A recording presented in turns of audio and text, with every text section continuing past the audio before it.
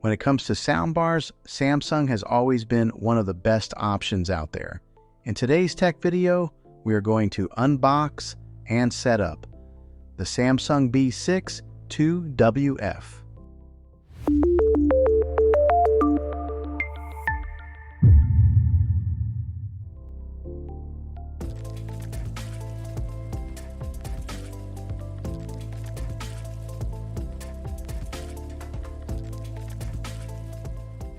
Okay, so here's the front of it, and on here you'll see where it's got the branding nameplate.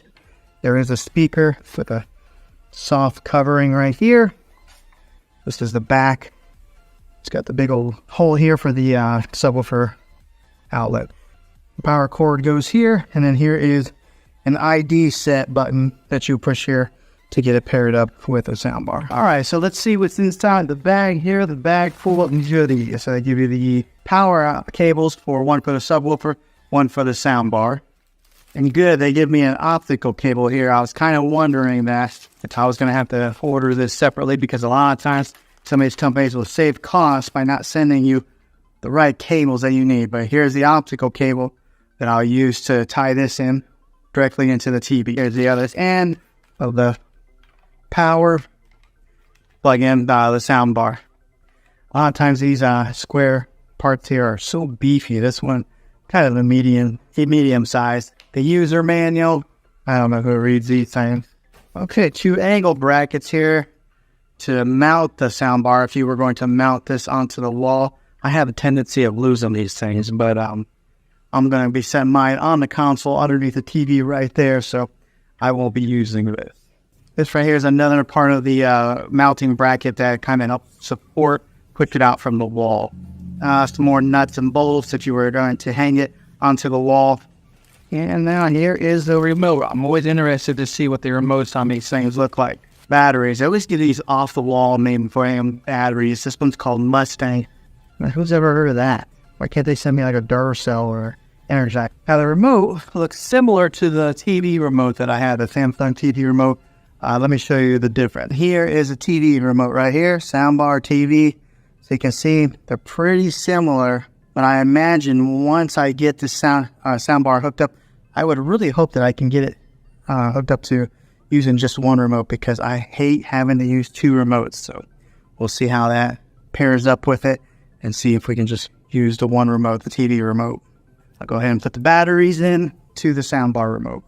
Okay, everything's unboxed here. I'm going to go ahead and get all the power cables hooked up into the subwoofer and the soundbar and get it up there and get it plugged in and get it set. Okay, on the back side of this, there is a USB output. There's an auxiliary in output, a digital. This is where the optical cable is that I will be using to be plugging in from here into a TV. And on the other side here, they got an HDMI in, and then they've got the TV arc out. So this is the other HDMI arc out, and then right here is the power outlet, DC, 24 volt. This is all on the back side.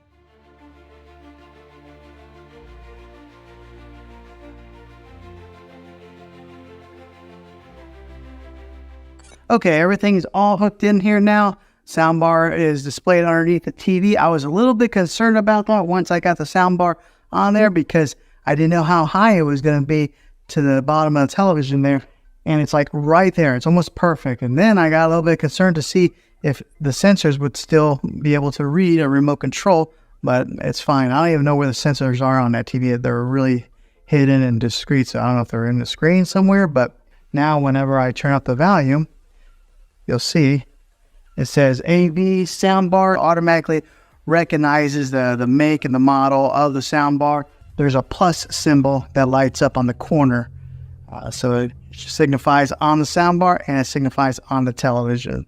Okay, the subwoofer is connected to the soundbar. Let me tell you, I've never experienced such an easier setup process than this right here. The way this works is once you plug in the subwoofer right here, it automatically connects to the soundbar right away. So that you don't even need to push in the button on there to pair it. It automatically did that. And one of the ways that you can tell if it is paired is on the back side of the subwoofer. You'll see that there's a blue light right there shining. So that means that it is connected. Another little bit of information: if it is blue, that means that it is connected. If it's red, then that means that there's an issue in the setup process. And if it's blinking blue and red together, then that means there is a malfunction. So make sure you watch the indicator light. But I don't think you should have any problems if you're hooking this up. Seems simple. Now you are able to hook this up wirelessly via Bluetooth. But I mean, if they give you one of those optical cables, I really recommend to go direct line in. Sometimes you never know what kind of issues that you'll have going through wireless through Bluetooth technology. I know it's pretty solid, Bluetooth is, but if you can go wired in, definitely do that. So that's what I did, wired in. Okay, so the good thing is we were able to use the TV remote for the soundbar and TV together. So I will only be using one remote. No need to have two different remotes, one to run a soundbar or one to run a TV. Everything will be accessed through this one right here. This is a TV remote, so I like that. Less remotes is better. Okay, so we're going to do a little sound test to give you guys, I know it's going to be hard for you guys to really tell, maybe, depending on what kind of sound system that you have, if it's coming through your computers. But I'll give you guys a little test of what it's going to sound like. And I just did a little trial run. Let me tell you, it is a big difference between using a soundbar and just using the speakers on the TV. It gets pretty loud without having to turn it up very far. So much so that my wife is sitting behind me and she started squinting her eyes like that because it was just getting kind of loud for her. But listen in.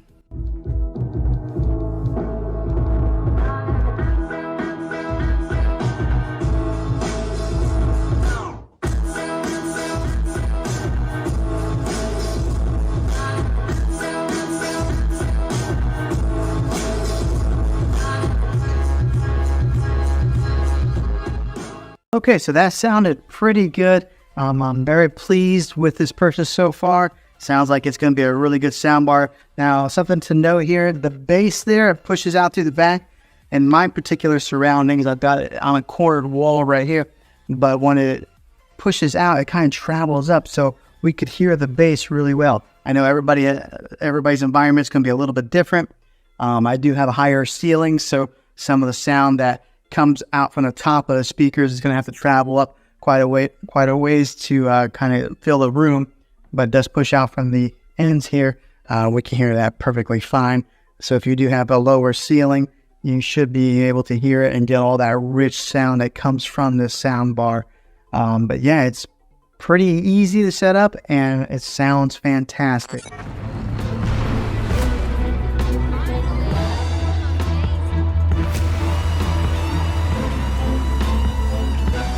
Well, hopefully this video was helpful to you. If it was, click a thumbs up on this. Go ahead and subscribe to my channel. I make tech videos all the time, and I would love to have you back in the next one. Take care.